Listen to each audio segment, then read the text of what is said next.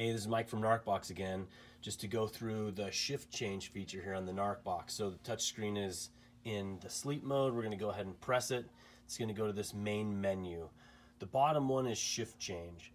So the standard way shift change is set up is so that the off-going medic and the oncoming medic both put in their pins, and then you actually physically count which meds are in the box. So we're going to go ahead and push shift change.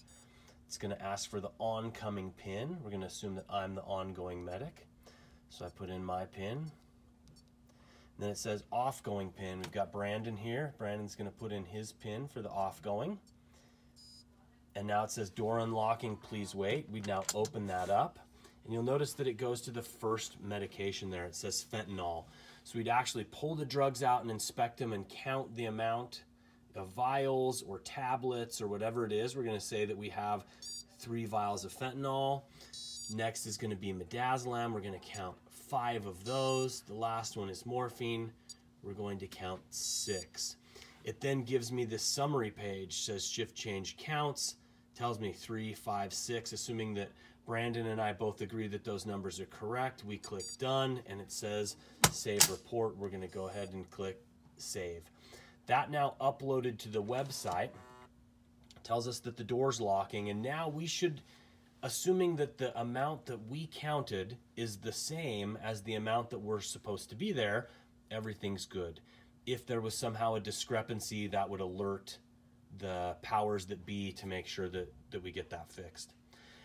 This box is set up so that you have 2 people on shift at the same time. Someone's coming off at the same time someone's going.